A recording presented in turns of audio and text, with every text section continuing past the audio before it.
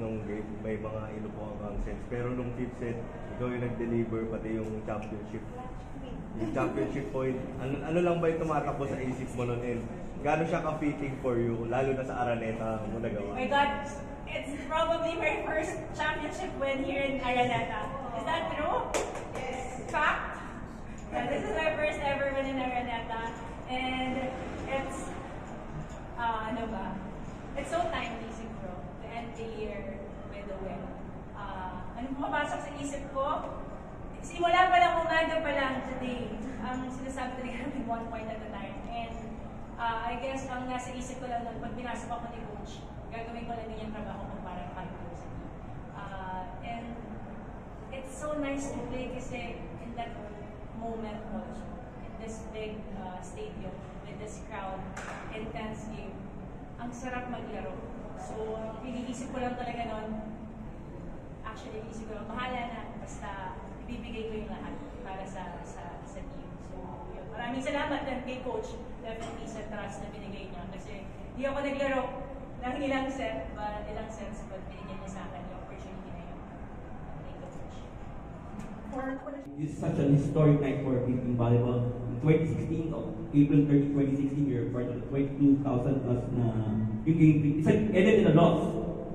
And then tonight, more than 24,000 witness you win your first ever game here at the historic Big Dog. So, what can you say about this personality? And of course, the whole thing, helping Green to a 7th championship. What can you say? For 2016 pala. Yeah. I'd say I'm very, very grateful na nabibigyan ako ng opportunity palagi na makabalik dito sa Araneta and makabalik palagi din sa finals. With this team. Siguro, ibang-iba yung experience ko noong 2016 kasi medyo college, bata-bata pa tayo ng mga panahon yun.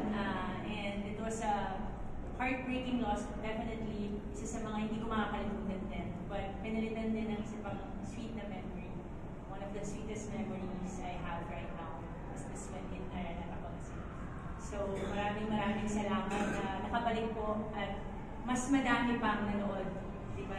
Di natin ina-expect na mas lalaki, mas dadami na yung susuporta sa Filipino volleyball. And with that, we say Merry Christmas to everyone and sana mas madami pa tayong historic moments na magawa. And sana sa patuloy na paglaki ng crowd, ng support, sana ganun din yung pag-grow ng sport ng volleyball dito sa Philippines. So, maraming salamat. Ate Laya, 6 winning years with Creamline, nandito ka mula nung umpisa, and how many years ka na rin sa college and high school? Talagang you're playing at a high level. So, kumbaga, parang ano lang yung sikreto, yung reason kung bakit yung love mo for the game, yung love mo for this team, and yung, kumbaga yung high level of play mo, hindi pa rin kumukupas. Gaya ng team, gaya ng Creamline, and ikaw individually, parang wala pa rin kupas all this year. Secret natin yun, para hindi malaman namin. Honestly, it's just so nice to be surrounded by this competitive, empowered women, and with this amazing coach, or coaches also. I guess that's the beauty in our team. There's no day na hindi mo i-prove yung sarili mo sa training.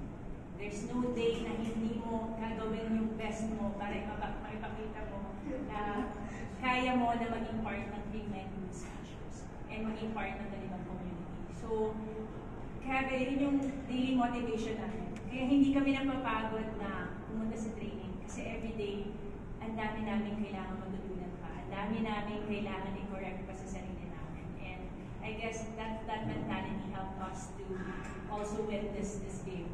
Kasi alam namin yung strength and weaknesses namin. So, nag-complement niya sa isa't isa. Nanalo kami.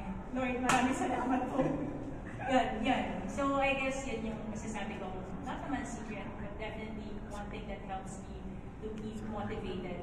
Even I'm playing for more than probably